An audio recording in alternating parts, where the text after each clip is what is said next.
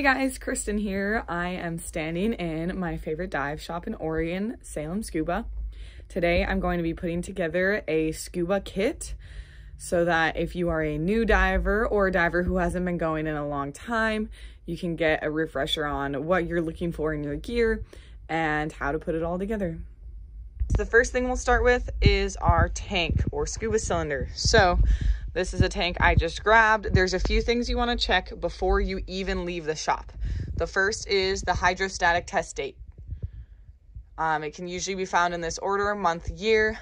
Check your local regulations on what this should be. Where I am, it is 5 years. So you can see this is 2020. So 2022, we're good. And the next one is our visual inspection. So on this one, again, you want to check your local rules and your tank rules. Where I am, it is 2 years. So I've got 2021 punched out in August. And again, we're in 2022, February. So we're good to go on that. And the last thing I'm going to check is the O-ring and the air itself. So here I'm looking at the O-ring right here to see if it's whole, looks good. And I'm going to turn the air on, remember slow is better, and see if I can smell anything. This is important for contaminated air. We're just checking to make sure that nothing smells funny. Air should smell like air. So I'm gonna turn on really slow. It's like erases you slowly. Doesn't smell like anything, so that means we're good to go. All right, so the next thing I'm gonna go over is the BCD, Buoyancy Control Device. So on this, remember, we're going to have our inflator on our left side, which means our regulator is going to go over on our right side. Now, as a general tip, if you are uncomfortable setting your gear together, I recommend in any situation you set up your gear from behind your tank. Remember, the air, the part where it's going to come up, that usually the flat side, is going to be pointing towards the back of your head when you're wearing the gear. So if you are behind that, then you're actually able to make sure everything that's supposed to be on the right side is on your right side. Everything on the left side is on your left side. So starting with the BCD, I'm going to turn it this way so you guys can see. Some BCDs have 2 straps, some have 3, some only have 1. Just depends on the BCD that you're using. You're going to want to make sure all the straps are unbuckled and loose enough to get over the tank. So I'm going to put these over.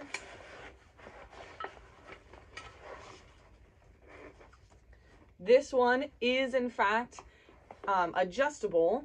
You can see I can pull this here to make it higher or lower on the tank, meaning it should go over the tank. Sometimes these are just handles. If they are not adjustable, I would not recommend putting them over the tank, as it might not be the right level for what you need.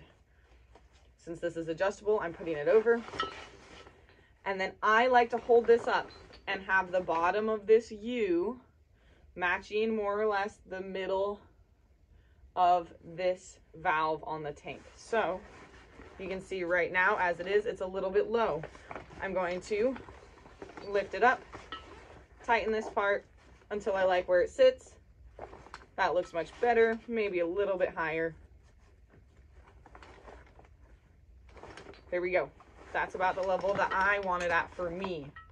Everybody's a little bit different. I usually suggest people start at this height, and then if they don't like it, they can make it lower or higher as they see fit. Now that we've got the BCD on, we're actually going to strap this part. Now, I've noticed something about this BCD that I grabbed off the rental shelf.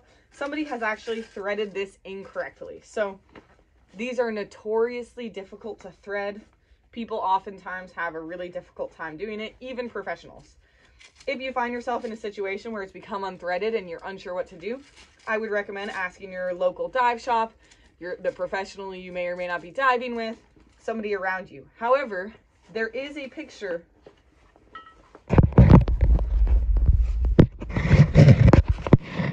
on here that tells you how to do it. And there are little numbers oftentimes on the inside that if you can follow those and where the arrows are telling you to put them, then it will work. I've gone ahead and fixed the strap. If you would like to see how I actually did that, stay till the very end of the video and I'll go through that as a little bonus. But for now, what you need to know is that it is currently threaded correctly. What I'm going to do is pull across the tank to get it nice and tight. wiggle it up and down a little bit, tug on it straight across. The biggest mistake you can make is tugging on it this way. This won't tighten it at all, and you'll think it's tight, and then it will not be quite as tight as you're expecting. So pulling across, tugging up and down, making sure I get it nice and tight, and then holding this here, clip it halfway. This holds this in place while I thread it through that last final one that I took out to be able to clip. And then you should hear a nice snap when I close it. Good snap, and then the Velcro lays across to make sure that this doesn't get caught on anything. To check to make sure that it's all nice and tight, you can lift up on your BCD, shake it, no slipping. We're good to go. The very last thing you put on your kit is your regulator. So I'm going to take it out.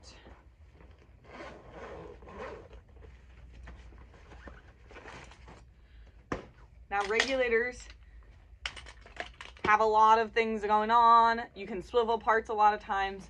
I know it can seem a little bit confusing. So it's important to really pay attention to what lines and valves are going where. This is your first stage.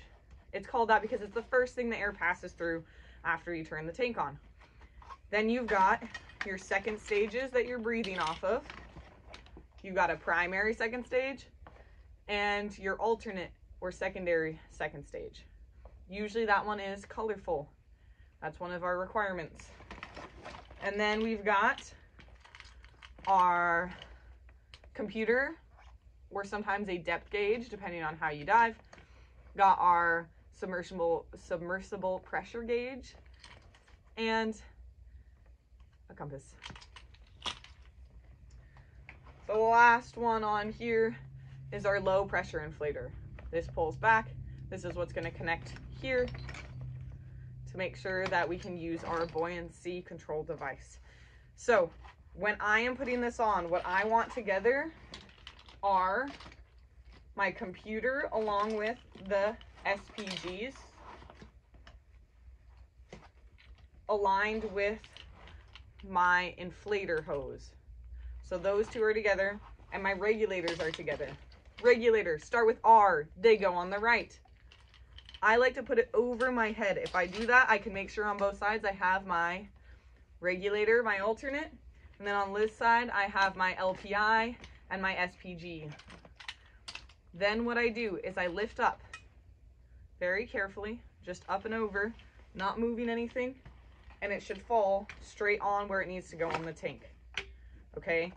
If you take this off, don't do it all the way. You just want to squeeze out your dust cap, and then it will go straight on the tank. You'll notice inside the regulator there's a little circle. You want that circle to match the circle in the tank. Sometimes you have to loosen this a little more just to get it all the way over. Once it's on, make sure you're pushing on that circle. It's in place, just like those little kids' toys. Circle in the circle. Put it in, tighten this up. Important, when you tighten it, once you start to feel some resistance, stop. Take like 3 fingers and just tighten it a little bit more. The idea being that with 2 fingers, it is incredibly difficult to move this. This feels a little too easy. I'm going to tighten it just a hair more. That's much better. See how I can't move this? If I take my whole hand, I can still twist. That is good. We want that. Once it's pressurized, if you tighten it and you crank it on, you are going to have a very difficult time putting that all the way off. Now we've got regulators on this side and our SPG and LPI on this side. I like to start on the left. I feed my LPI down through this. You don't have to, but I like to. To connect the LPI, sometimes you'll have a dust cap here. Take that off. And then you have to pull back on this and push onto it. Once it's on, you can push the rest of the way and you'll hear a little click. You can tug on it. It's not going anywhere. That's connected. You also want to connect this. I'm going to connect it to a D-ring on this side. That way it's nice, easily accessible. It's connected to this D-ring, not dangling down. We've got that. I move to the right side, got those connected. My regulator, that will be in my mouth, so I don't need to connect it anywhere. Sometimes people do have little necklaces they can connect that to. Alternate air source needs to be in the triangle located on your front side. That way it's easily found by any diver who needs it. In this case, it's a little bit low.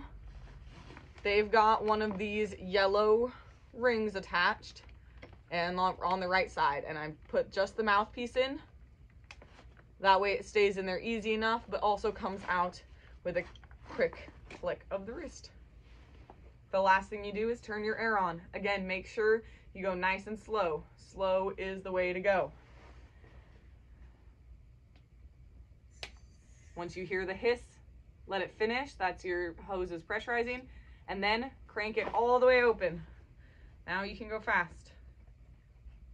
And then you will run through your buddy check and check that everything's working. All right, so now that it's time to take it apart, remember you start with turning the air off. And then you have to bleed your hoses. Either regulator works. Push the purge button here back. Wait for the hissing to stop. Then all the air is out and we can disassemble. I'm just gonna speed through this part.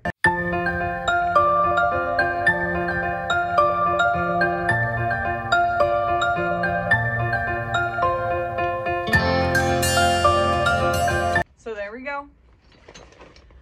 Remember, you want to leave the dust cap off of the tank, but on the regulator. This means the tank was used. If you have any questions about anything that I did today or about any of the gear, please leave them in the comments. Otherwise, thank you for joining me today. I hope that this was informative, and join me at my next video. Now, join me for the bonus if you would like to see how to actually thread BCDs that are use this kind of strap. So following these directions, number one goes through here. So I'm going to take the rope and first feed it through here. Pulling that nice and tight. Not too tight, we want some wiggle room, we can tighten it later. Now you'll notice there's no number 2 on the side. That's because number 2 feeds through the other way. So now, looking for number 2, here's number 2. Feed it back through. Again, pull it. Perfect. Then we look for number 3. Number 3 is right there. We're gonna feed it through that little hole right there.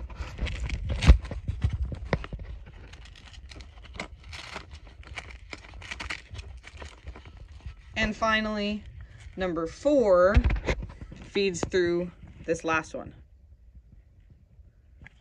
So to actually tighten it, you'll put it through that last one and clip it down.